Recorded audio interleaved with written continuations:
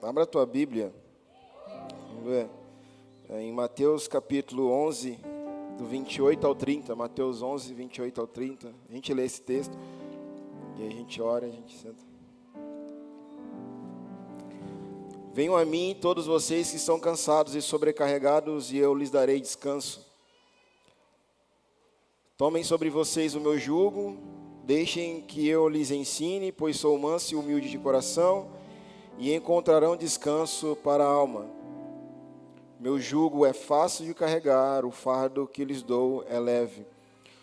Pai, que o Senhor fale conosco, que o Senhor nos instrua, que nós possamos continuar aprendendo contigo, assim como nós temos aprendido ao longo dos anos, que nós possamos ouvir tua voz, mas mais do que ouvir tua voz, possamos aprender contigo, Jesus.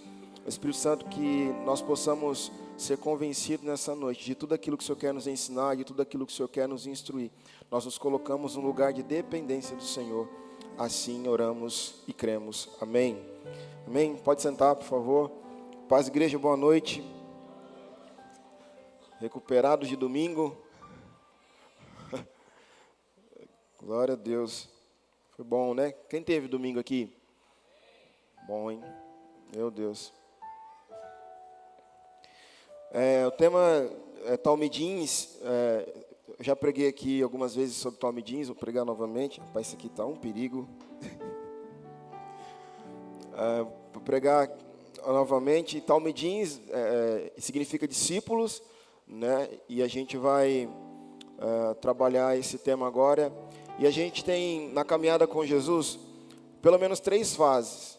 Cada um de nós aqui passamos por 3 fases da nossa caminhada com Jesus. E a gente pode estar em alguma delas. A primeira fase é o vinde a mim. Diga, vinde a mim. A segunda fase é o vinde após mim. Diga, vinde após mim.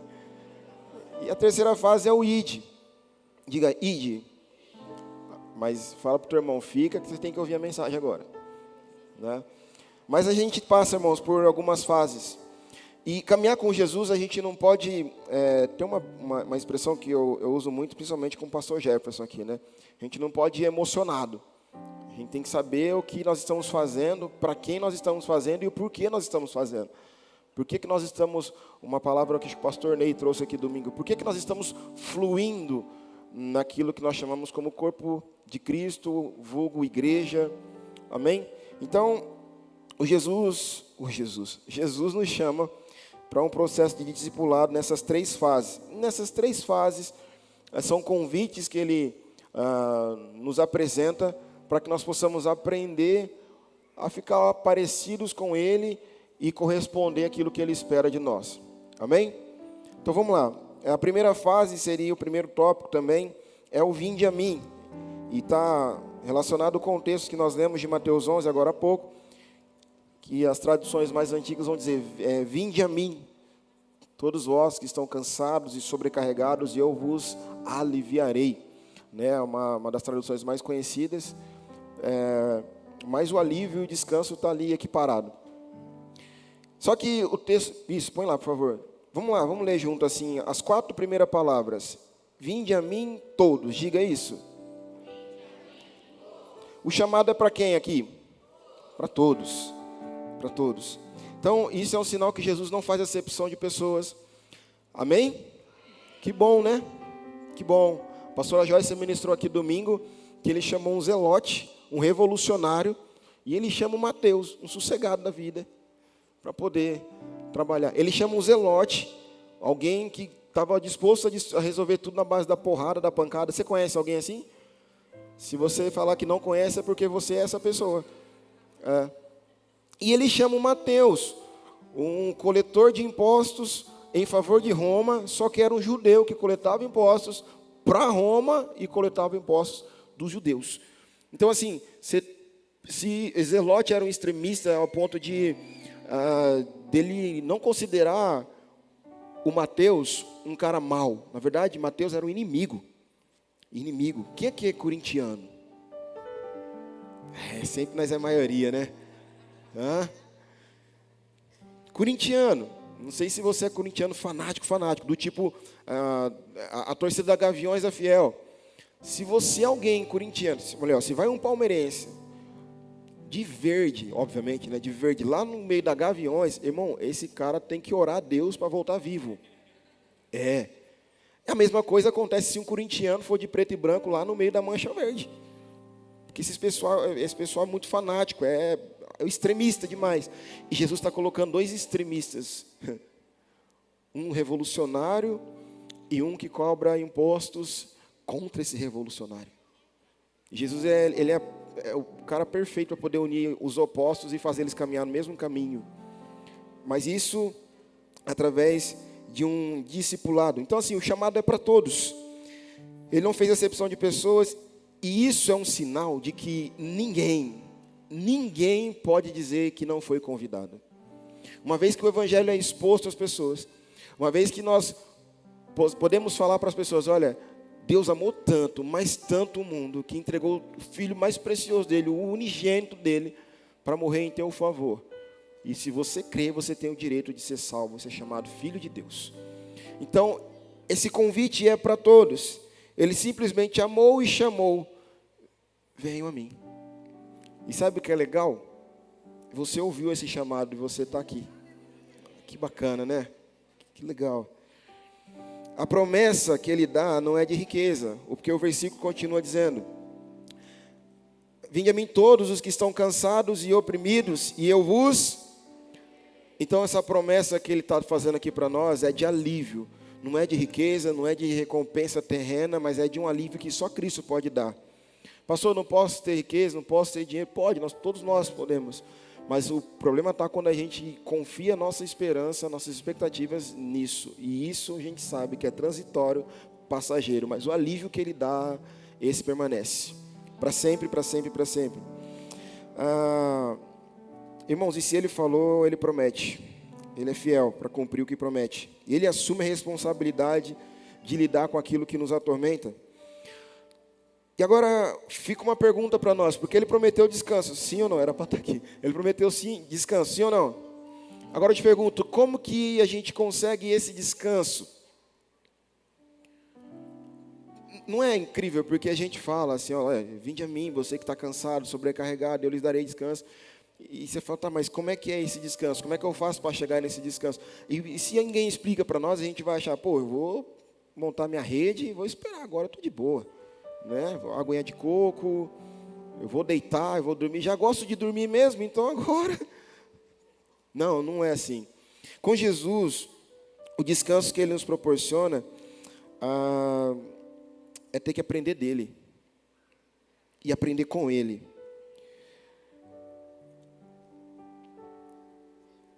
Aí com Jesus a gente aprende a ser aperfeiçoado nos momentos de crise.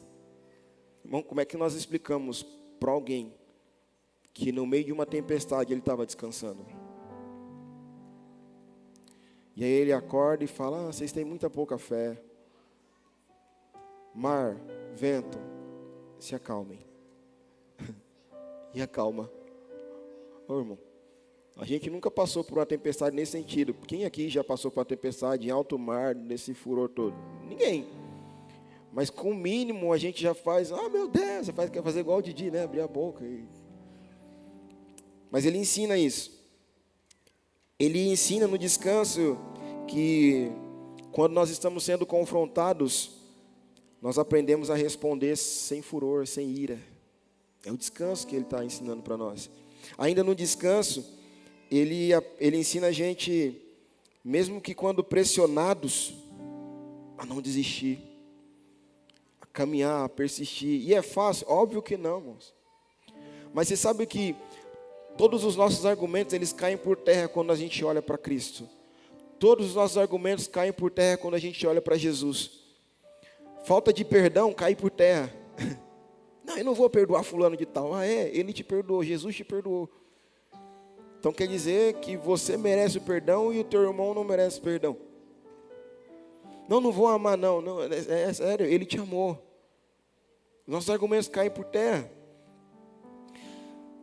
Ainda no descanso, ele forma o nosso caráter. E aí é incompatível a gente andar com Cristo, que a Bíblia diz que ele é manso e humilde de espírito. e a gente viver com uma vida altiva, orgulhosa e prepotente. É incompatível com o Evangelho, é incompatível com as Escrituras.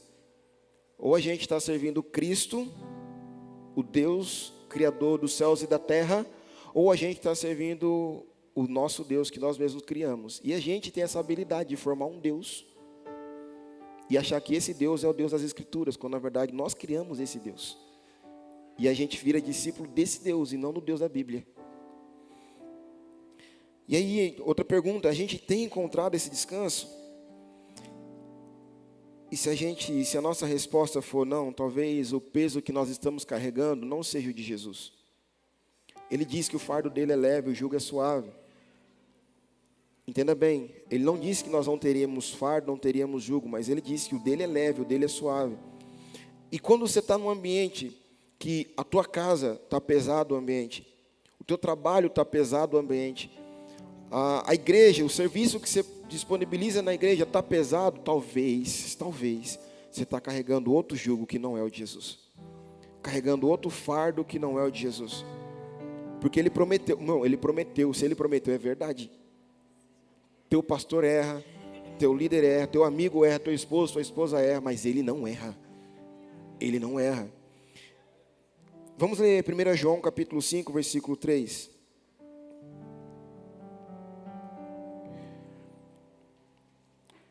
Porque este é o amor de Deus, que guardemos os seus mandamentos, e os seus mandamentos não são pesados. Então, se está pesado, é outra coisa que a gente está carregando. Então, a gente precisa rever algumas coisas, e isso nós estamos falando a nível de discipulado, de discípulos que nós estamos sendo formados. De repente, sua vida está pesada, porque você está carregando coisas que Jesus não quer que você carregue.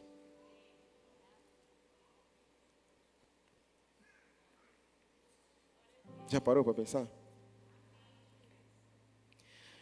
Finalizando esse tópico, o vinde a mim é a fase que Jesus nos alcança. Você pode dizer isso? O vinde a mim é a fase que Jesus me alcança.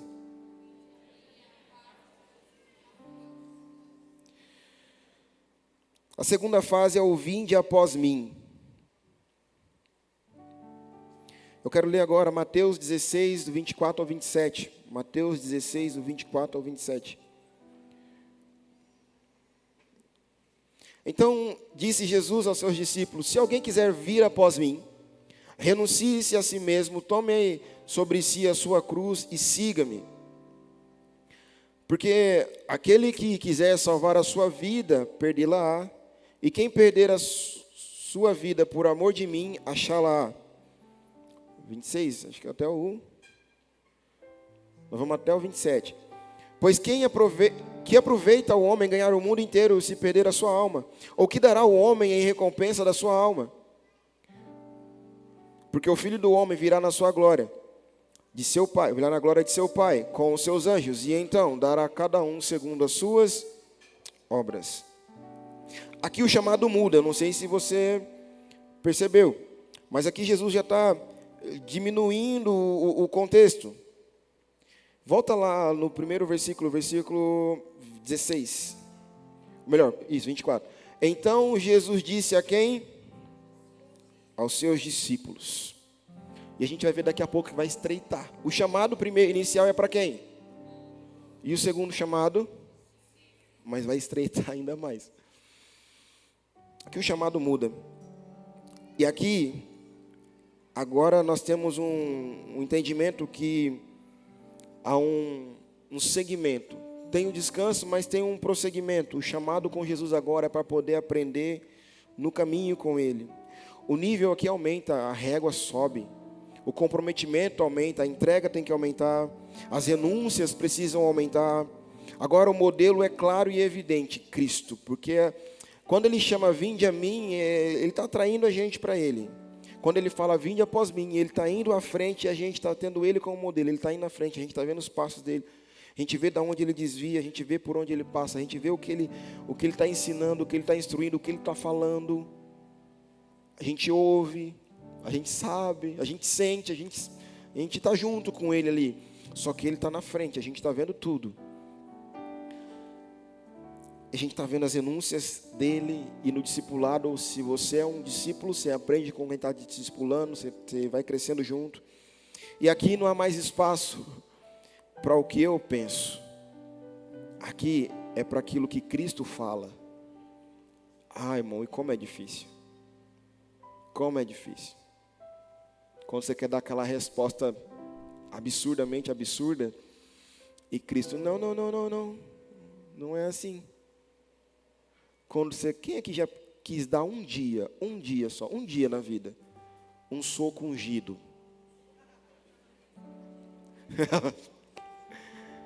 Quem aqui um dia, eu sei que os homens têm disso, não sei se as mulheres têm, as mulheres talvez são menos pecadoras que os homens, né? Mas aqui, quem um dia pensou assim, Deus, só 5 minutinhos fora da bênção, né? Depois eu volto, e aí Senhor, Deus, só não acaba com o mundo agora, né? Mas é essa hora que o Espírito Santo fala, não é assim. Aí você fala,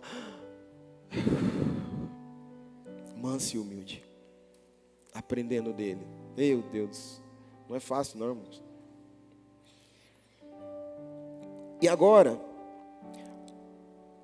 ele está dizendo o seguinte, no começo, lá no Vinde a mim, ele estava prometendo um jugo suave, um fardo leve, lembra? Só que agora, irmãos, não é mais jugo e nem fardo. Tome a sua cruz. Cruz é cruz. O chamado agora, para quem está nesse grupo, é cruz.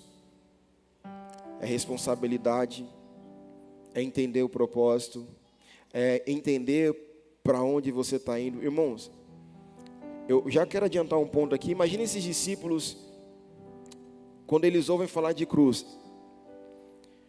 Não é igual a nossa mentalidade,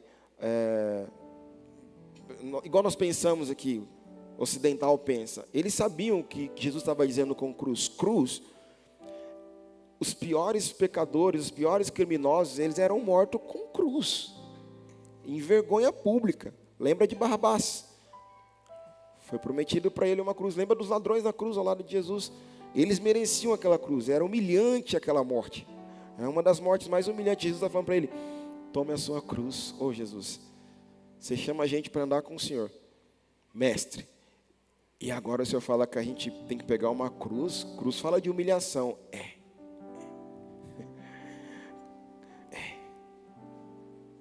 para esse lugar onde o nosso eu diminui e Cristo aparece. É esse lugar que Ele quer levar, esse discipulado.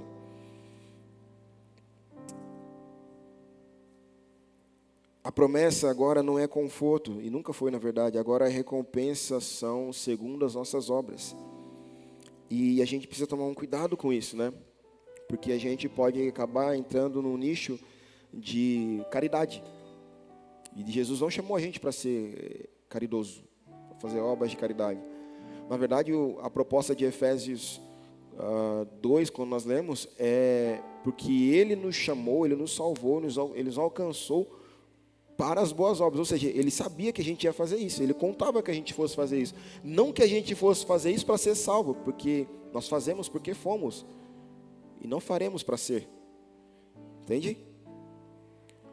Só que nós pecamos, irmãos, e a gente ainda pode ter alguma sementinha dentro de nós, do tipo assim, nossa, que bom fazer serviço, que bom servir, que bom fazer as coisas, porque Deus está vendo, e nossa, eu estou com uma pedrinha lá no céu. Irmão, já perdemos a nossa recompensa. Já perdemos. Por que eu faço? Faço porque Ele me salvou, e é prazeroso fazer isso. É um privilégio para mim fazer isso, né, Daisy? É um privilégio para nós fazer parte disso. Amém? Só que nesse nível aqui que nós estamos agora, muitas pessoas desistem, muitas pessoas recuam, muitas pessoas voltam atrás, porque nesse ambiente as pessoas estão vendo as rejeições. Irmãos, eu quero que você imagine a cena de que agora os discípulos estão indo atrás de Jesus. Vinde após mim, eles estão atrás de Jesus, então eles estão vendo as partes boas e as partes ruins. Quais são as partes boas? Cara, Jesus entra em um ambiente e Ele cura um cego. Meu Deus, Ele cospe na terra, mete barro na cara do cego, o cego começa a enxergar. Ele podia falar só, enxerga? Podia, mas não sei, de repente Jesus quis fazer um charme ali, né? Ele vê uma mulher que está todo mundo querendo apedrejar, e ele fala, quem não tem pecado, atira a primeira pedra. E ninguém atira, todo mundo fica largando as pedras. Tem até um meme aí na internet, né? Que as pessoas falam que Jesus vai, Jesus e taca, né? Ele não tinha pecado, né? Cara, ele vê paralíticos e ele cura, ele vê surdos, ele cura, ele vê cegos, ele cura, ele expulsa demônios e, meu Deus, e ele está fazendo um alvoroço, os discípulos estão vendo aquilo. Irmão, imagina a gente nesse time de Jesus naquela época. Irmãos, por muito menos, a gente já anda assim, ó. Imagina com Jesus. A gente ia pedir, Jesus, eu só quero só uma nuvem para a gente andar em cima dela. E todo mundo vai saber que eu sou do teu time. Hã? Só que eles também estão passando a ver que os fariseus, os mestres da religião, estão contra Jesus. Estão conspirando para poder matar ele. Estão querendo também apedrejá-lo ele. Estão querendo também derrubar ele de um precipício. Eles estão vendo também que esse Cristo no caminho da cruz está sendo preso, está sendo traído. Eles estão vendo. E é nessa hora que quem não está com a marcha firme, pula fora. Porque é fácil estar nos momentos bons. E o discipulado na hora dos momentos ruins. A Bíblia diz para a gente sorrir com quem sorri e chorar com quem chora também. Só que a gente está mais disposto a celebrar as conquistas, mas não quer participar do luto. Talvez nas maiores dificuldades a gente sabe quem é quem está junto, quem está perto, quem está disposto. Cara, esse aqui é amigo mesmo. Esse aqui eu posso descansar. Só que é nesse ambiente que nós vemos aqueles que estão deixando de ser simpatizantes para ser talmidins. Aqui surgem os talmidins. E eu vou resumir todo o contexto que eu tenho sobre talmidins. Já na época de Jesus, e bem cedo também, a formação espiritual começava cedo. Desde a infância, os meninos aprendiam a Torá. E aí uma outra hora você pode confirmar lá em Deuteronômio 6, do 6 ao 7. A memorização das escrituras sagradas era valorizada. Alguns se aprofundavam mais, outros aprendiam o ofício da família, mas o judeu ele tinha por costume, por tradição, estudar as escrituras. Eles sabiam o que estava sendo dito, né? Nem todos seguiam o mesmo caminho, mas todos cresciam cercados da palavra. E como deveria ser assim nos nossos dias, né? E o discípulo, ele era chamado de talmidim. Ele não aprendia apenas conteúdo, ele aprendia a viver como o seu mestre. Você pode dizer isso? O talmidim aprendia a viver como o seu mestre. Cada mestre, ele tinha a sua interpretação da lei. Cada rabino, ele tinha a sua interpretação da lei. E sabe como isso chamava-se? Jugo. A interpretação da lei que cada rabino tinha. Imagina assim, que cada pastor da nossa equipe tivesse uma interpretação acerca da lei. Cada interpretação dessa era chamado de jugo. O que Jesus faz? Tomem sobre vós o meu. Jesus estava convidando os discípulos a aprender a viver como ele vivia. A aprender a interpretação da lei através da graça que ele tinha para disponibilizar. Porque até então eles só tinham letra. Aí vem Jesus com vida e graça. E só ele para fazer isso. Só ele para nos atrair com vida e graça. Porque, irmãos, é diferente. É diferente você interpretar a lei como peso, e é diferente você interpretar a lei como graça. Você quer ver uma coisa? Pai e mãe, Levanta a mão. Você tem um filho que você ama muito. Tem 2 buraquinhos na parede chamado tomada. Você impõe uma lei na tua casa, fala: filho, não coloca o dedo na tomada. Para quem não entende, para criança, aquilo ali é uma lei chata, mas quando ela cresce, ela vê: nossa, meu pai usou de graça na minha vida. As escrituras é a mesma coisa. Você acha que quando Jesus, o Deus das leis para Moisés, não matarás, não furtarás, não adulterarás, não levantará falso testemunho, ele estava querendo que isso fosse um peso? Não, ele estava dando graça, porque se você fizer isso, você vai viver bem. Quando a gente assume a maturidade, ou aprende um pouquinho de maturidade, a gente fala: uau, ele está fazendo isso porque ele me ama, não é porque ele quer me proibir as coisas, ele me ama. Pai, quando você fala para o teu filho não colocar o dedo na tomada, é porque você odeia ou porque você ama ele? Ama. Por mais que às vezes é engraçado você ver tomando choque, né? Mas ainda assim você ama. Jesus diz, quando ele diz: tomai sobre vós o meu jugo, ele estava dizendo: aprenda a viver como eu vivo. Era como se ele estivesse dizendo: eu tenho uma interpretação da lei da qual vocês ainda não conhecem. Tem uma graça por trás dessa lei. E aí a gente encontra em Jesus um mestre que causa espanto nas pessoas. O texto de Mateus 13:55, coloca aí por favor, Mateus 13:55. Ele é conhecido como o filho do Zé da Maria, como é um filho do carpinteiro. Vai aparecer agora, Mateus 13:55. Não é este o filho do carpinteiro? E não se chama sua mãe Maria e seus irmãos Tiago, José, Simão, Judas? Ele não é uma pessoa comum, igual a gente. Ele não é simplão, ele não fala: é nós vai, nós fumo. Ele não é esse cara. É esse cara. É ele. E aí o povo se pergunta, vamos ler João 7,15. João capítulo 7, versículo 15. O povo vai perguntando assim: mas ele é iletrado, ele não... como é que ele faz essas coisas? Olha o texto, João 7,15. E os judeus maravilhavam-se dizendo: como sabe este letras, não as tendo aprendido? Ou seja, eles estavam colocando o conhecimento de Jesus em xeque. Mas você lembra que aos 12 ele ensinava lá no templo?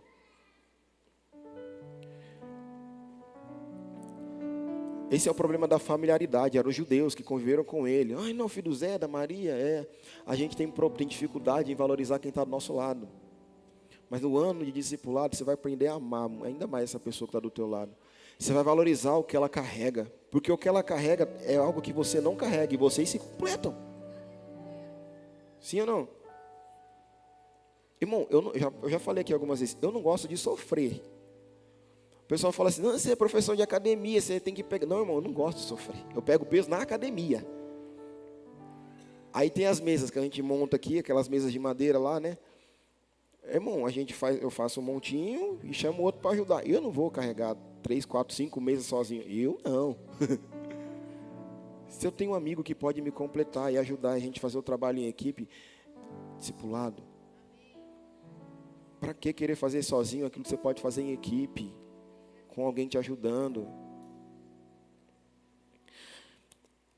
Jesus não vinha de uma escola famosa, mas a sua autoridade vinha de um lugar, vinha do Pai. Vamos ler Mateus 7:29. Mateus 7:29. Pois ele, porquanto os ensinava como tendo autoridade, e não como os escribas. Ou seja, ele ensinava diferente do peso que os mestres da lei estavam proporcionando ao povo. Cara, ele era incrível. E aí o chamado dele rompe expectativas, porque a tradição do judeu é o seguinte: ele vai estudando, até que chegar uma hora que ele se encontra aprovado, ou qualificado. Ele ainda criança, aos 15, 16 anos, ele tem a oportunidade, o privilégio de escolher o seu rabino, Gerson.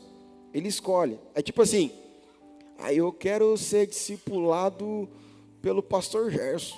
E aí eu ia, grudava na camisa dele e falava: agora é nós. Quando eles conseguiam uma qualificação, eles podiam fazer isso, eles escolhiam. E normalmente, obviamente, eles escolhiam aqueles que eles achavam que eram os melhores. Então ele ia: eu quero fulano tal, quero fulano tal. E escolhiam esses para ser seus mentores. seus discipuladores. E a partir desse instante eles eram chamados talmidins, porque agora eles tinham um discipulador, eles tinham alguém para orientar, para ensinar. Só que com Jesus é o contrário. É ele que vai até o mar para chamar pescadores. Meu Deus. É ele quem está passando e vê um Mateus cobrando impostos. Vem cá, Mateus, vem andar comigo. É ele que um dia me alcançou numa casa que a promessa era comida e piscina, se não me engano, uma coisa assim. Ele me atraiu para essa casa. Eu não sei o lugar que ele te atraiu, mas ele te atraiu. E não foi você que foi até ele. Não, pastor, mas eu fui até a igreja. Não. Ele te atraiu. Ele te atraiu. Irmãos, tem pessoas que estão sendo atraídas em botecos, em baladas, em salas, no ambiente de trabalho, atraídas numa empresa, numa usina. E Jesus vai estar lá naquele ambiente. E como que Jesus pode chegar nesse ambiente hoje? Através de mim, através de você. Jesus foi. Irmão, Jesus está alcançando o Uber, está alcançando a prostituta, está alcançando o ladrão. Jesus continua alcançando essas pessoas. E que bom que a gente pode fazer parte disso.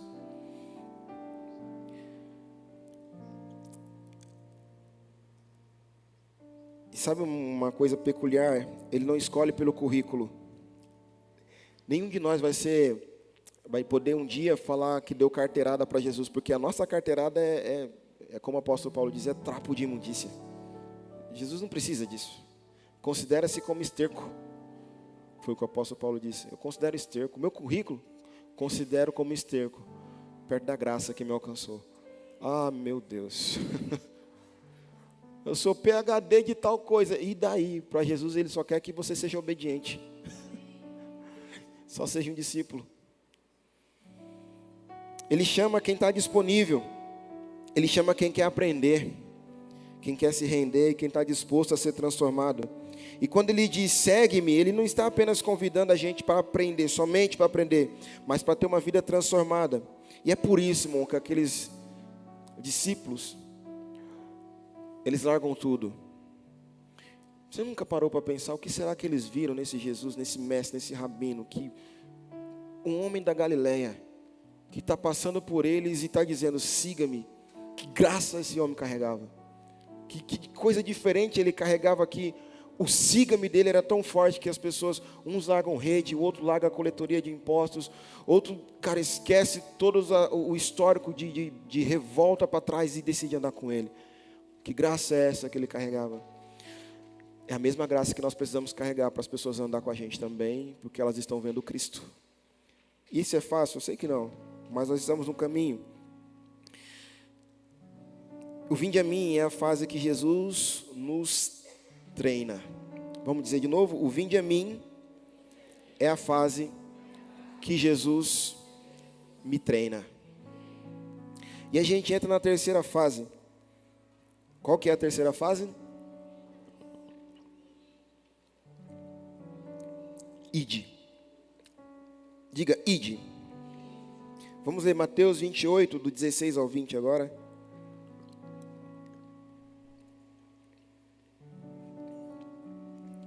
E os 11 discípulos partiram para a Galiléia. Diga comigo, 11 discípulos. Para o monte que Jesus lhes tinha designado, 17. E quando o viram, o adoraram, mas alguns duvidaram.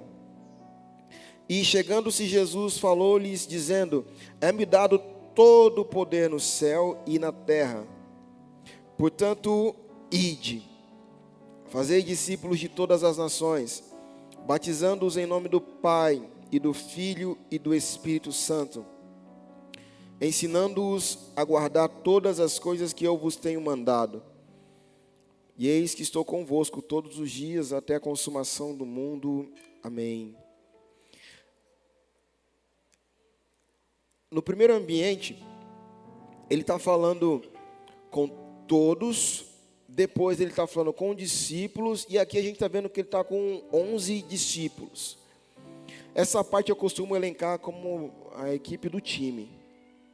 A equipe que abraçou a causa, a equipe que entendeu o propósito, que mesmo vendo os insultos que Jesus estava sofrendo, vendo a coroa de espinhos sendo colocada na cabeça dele, vendo os açoites que ele estava tomando, vendo as zombarias, vendo a humilhação que ele estava passando, vendo o desgaste dele a caminho do Gólgota, vendo os pregos sendo cravados nas suas mãos, nos seus pés, vendo o servo, o centurião, furando o lado dele, vendo a angústia dele na cruz, decidiram permanecer. Decidiram permanecer. Esse é o time. Pastor, traduz para nós. O time é aquele que está caminhando com você, vendo as alegrias e vendo a tristeza, mas decide ficar com você, principalmente nas dores, nas dificuldades. Essa pessoa que você pode contar. E normalmente o time é menor. A pastora Joyce elencou muito bem aqui. Quem lembra o gráfico que ela mostrou aqui para nós aqui? Tem a multidão, tem os 70, tem os 12, tem os 3 e tem o centro, tem o 1. Esse é o nível de discipulado que a gente vai aprendendo e vai amadurecendo. A questão é, nesse ponto, em que lugar nós estamos? Em que lugar nós estamos de conhecer Jesus e aprender dele? E aprender com as conquistas e aprender também com as dificuldades. Irmão, ele foi obediente até a morte de cruz. É o que o apóstolo Paulo diz em Filipenses. E ele sofreu, ele aprendeu de acordo com aquilo que ele sofreu. E a gente não quer passar por dificuldades, não quer passar por dores. A gente vai passar no caminho do discipulado. Tem cruz, tem confronto, tem conflito. Algumas vezes tem conforto, mas tem luta para poder travar. Tem batalha, discípulo trava batalha. A conversa é com aqueles que são de verdade agora. Jesus já havia perdido muitos admiradores, principalmente depois daquele discurso pesado de João 6, quem lembra? Vamos ver João 6, o versículo 66 ao 69. É um discurso pesado, Jesus tinha acabado de dar um discurso muito pesado, e aí acontece isso, ó. Desde então, muitos dos seus discípulos tornaram para trás. Discípulos viraram para trás e já não andavam com ele. 67.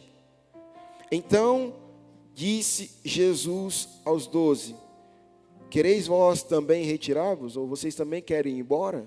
E aí aquela resposta emblemática de Pedro, né? Senhor, para quem iremos nós? Tu tens as palavras de vida eterna. E o nosso desafio nesses dias é continuar entendendo isso. Senhor, para onde a gente vai? O desafio nosso nesses dias é continuar ouvindo a voz de Deus. Porque Satanás está vindo no nosso jardim todos os dias para querer confundir a voz. E quando a gente deixa de ouvir a voz de Deus, a gente começa a ficar com medo dele. A gente começa a se esconder dele. E discípulo não se esconde, discípulo se expõe. Cara, olha a vida, a intimidade de Paulo e Timóteo. Timóteo já jovem, ele permite que Paulo circuncide-o, ele permite que Paulo toque na intimidade dele. Vai, Paulo, eu confio que você não vai me castrar, você vai só me circuncidar, você vai permitir que eu continue produzindo, que eu continue dando frutos. Eu sei, nós sabemos, que já passamos por vários pastores, líderes, amigos de igreja, membros de igreja, que você confiou, que você depositou expectativa, que você falou assim, é um homem de Deus, é uma mulher de Deus, e você colocou a sua intimidade nas mãos dessa pessoa, e essa pessoa fez algo ruim com você. Ela te expôs de repente, falou mal de você de repente, falou que ia orar por você, mas fez chacota de você. E aí nesse momento ela não circuncidou, ela te castrou.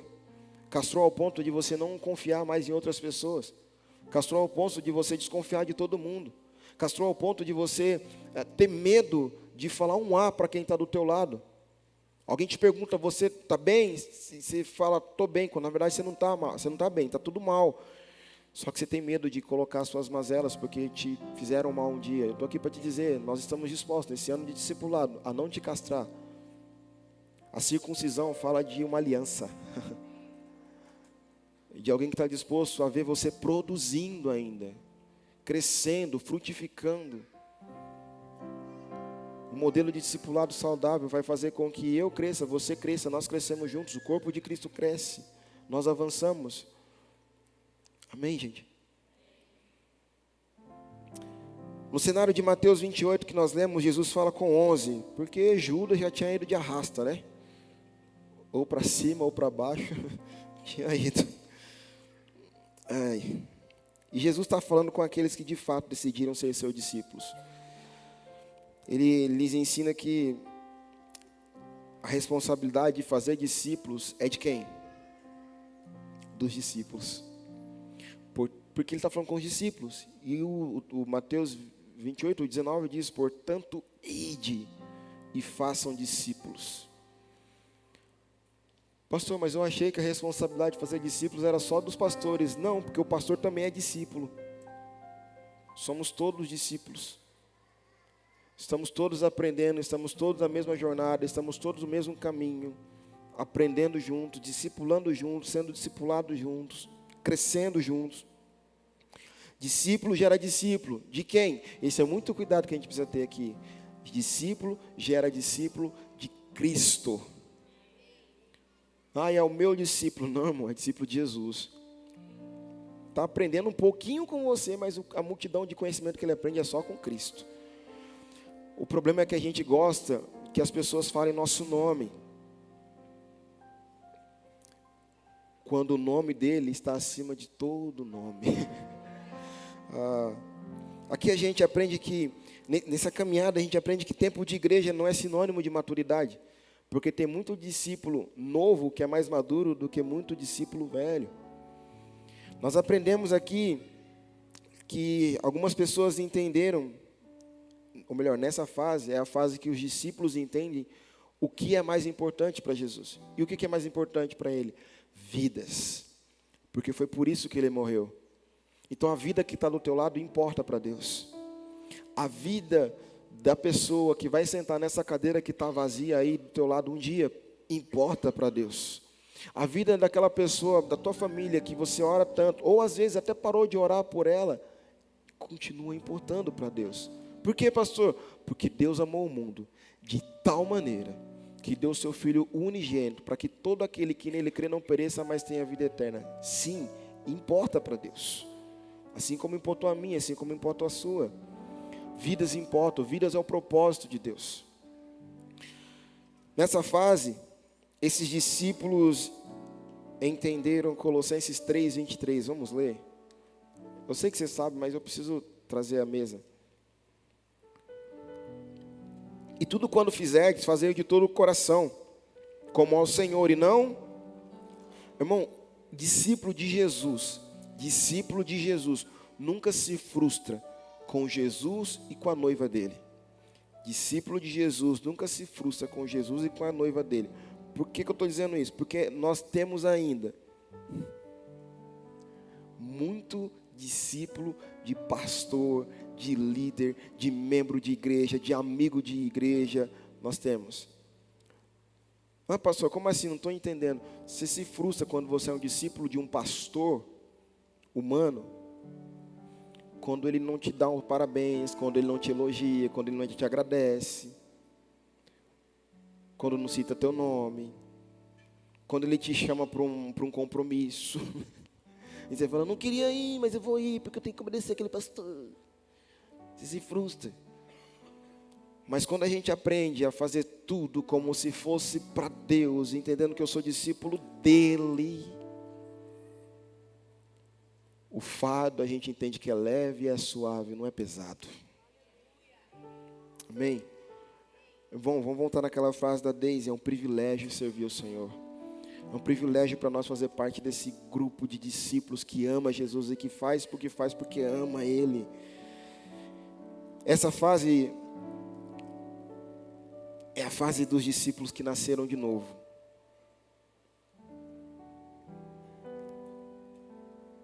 E foram discipulados a partir disso, a partir do novo nascimento. Por que isso? Porque é impossível discipular alguém que não nasceu de novo. Não é que é difícil, não é que é complicado, é impossível discipular alguém que não nasceu de novo ou que não esteja disposto a nascer de novo. Porque quem não nasceu de novo está cheio de conceitos, preconceitos, eu acho isso, eu penso isso. Não, quem nasceu de novo estava falando assim, cara, o que a Bíblia diz sobre isso? Eu preciso morrer? Tá bom. Eu preciso ser manso? Tá bom. Eu preciso negar a mim mesmo? Tá bom. Não é que é fácil, mas está obedecendo o que Cristo ordenou. Está obedecendo o que as Escrituras Sagradas estão dizendo. É impossível discipular alguém que não nasceu de novo. E eu vou confessar uma coisa para você.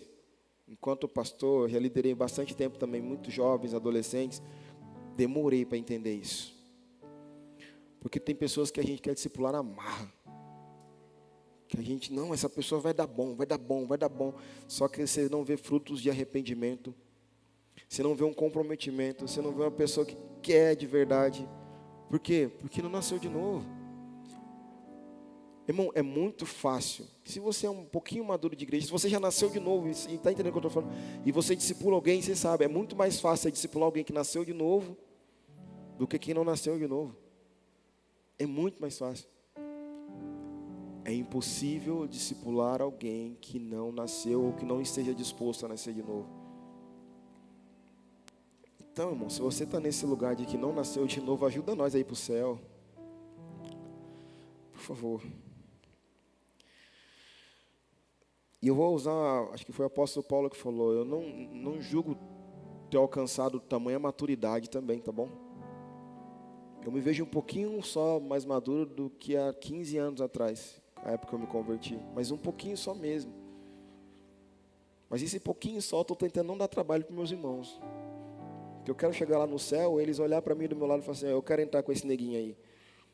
Eu não quero que ele chegue e fale, ó Deus, ou é ele ou é eu. Não, vai nós dois. Amém? Somente discípulo de Jesus sabe que a 100ª ovelha faz falta.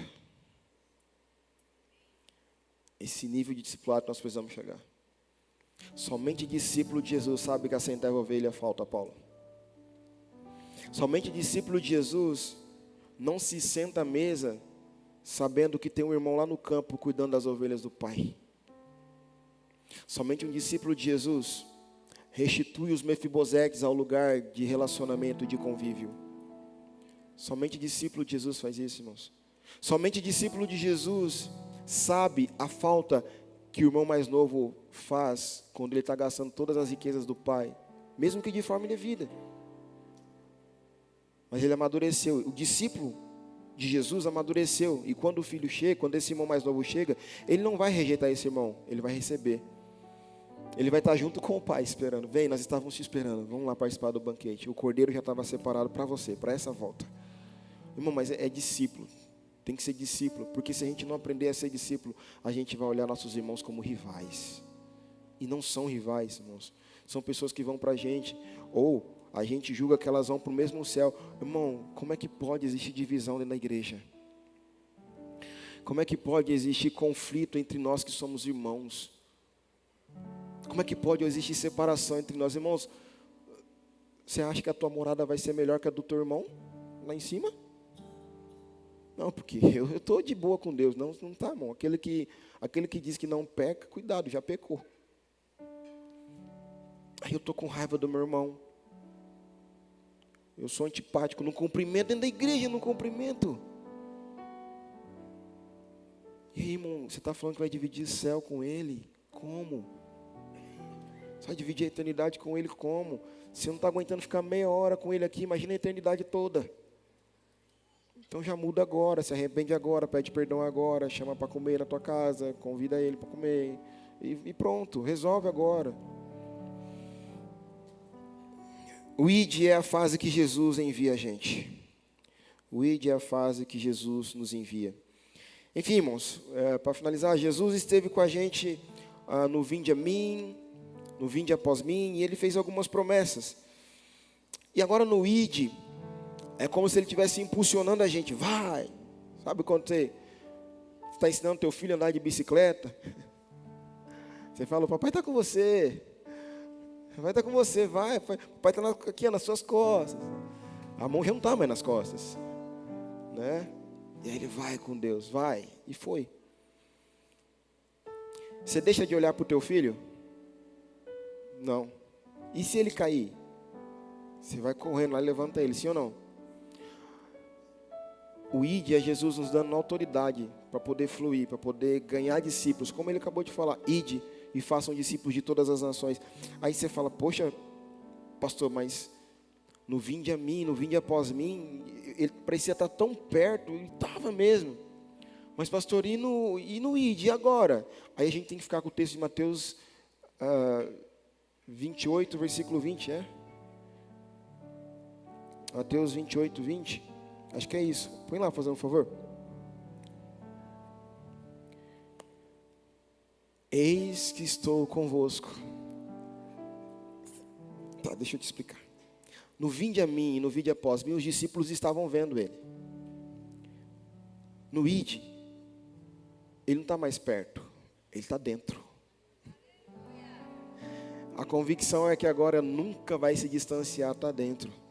Até quando, pastor? Até a consumação do mundo. Olha que coisa maravilhosa, irmão. Isso aqui é para te encorajar a ser discípulo e fazer discípulo. Pastor, mas eu não sei pregar, mas você tem a presença.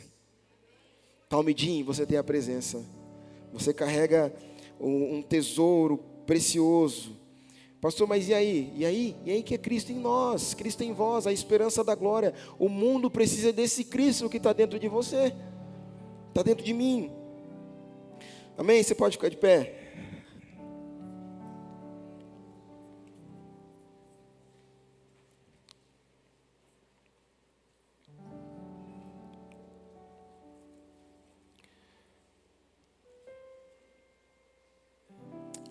Tem uma expressão, acho que acho não, né? Quando tem a cerimônia de casamento que diz, até que a morte os separe, né? E quando a gente vem para o Evangelho, essa expressão muda. Não é até que a morte os separe, ou melhor, quando a morte chegar, aí é que a gente vai estar com Ele. O desafio é para que nós nos tornemos discípulos, a ponto de quando essa morte chegar, hoje Ele está aqui, mas quando a morte chegar, a gente vai estar com Ele, vai ter essa certeza disso. Feche seus olhos, por favor. Espírito Santo, que convence a gente do pecado, da justiça e do juízo, que convence a gente sobre o que nós somos, quem somos, o que seremos. Eu não estou aqui no ambiente, no posicionamento de querer julgar nenhum dos meus irmãos, mas cada um de nós aqui está em uma fase, ou no Vinde a Mim, ou no Vinde após Mim, ou no id, já amadureceu. Mas a certeza que nós temos é que o Senhor sempre fala, o convite é para todos. E que bom que o convite é para todos. Isso significa que o convite é para quem está preso no pecado, o convite é para quem acha que não é digno, o convite é para quem acha que esse amor, essa graça nunca alcançaria, mas o Vinde a Mim é um convite aberto a todos. Diante dessa palavra, dessa instrução, ainda com seus olhos fechados, eu quero saber se um dia você, ou melhor, se hoje você entendeu que Cristo está te chamando, vinde a mim, você que está cansado, você que está sobrecarregado, e Ele quer te dar alívio. Se você é uma dessas pessoas, levante uma das suas mãos, permita com que a gente ore por você. Tem alguém? Aleluia. Isso, é isso. Glória a Deus. Tem alguém aqui que nunca entregou a vida a Jesus e gostaria de entregar a sua vida a Jesus hoje? Tem alguém? Tem alguém? Levante uma das suas mãos, a gente gostaria de orar por você, se existe alguém. A senhora quer? É? Quer entregar a vida a Jesus? É isso mesmo, Paulo? Glória a Deus. Mas você pode orar com ela ali. Aqui, ó, da sua esquerda. Aqui, ó. Você pode celebrar Jesus? Aleluia. Enquanto a pastora Maiara ora por ela, eu quero... O louvor pode começar a cantar. Eu quero orar por você que entendeu. Pastor, eu estou sobrecarregado. Jesus, sobre essas pessoas que reconheceram, que levantaram as suas mãos, nós oramos para que nessa noite, nesse momento, seja um marco na vida delas. O peso que estava sobre a cabeça, sobre as costas, sobre a consciência delas, cai agora por terra. Que elas tomem sobre elas o jugo e o fardo do Senhor, que é leve, que é prazeroso, que é glorioso. Sim, Jesus. Nós estabelecemos, nós oramos por um tempo de leveza, de graça, de cumprimento das suas escrituras. O Senhor vai dar alívio para elas.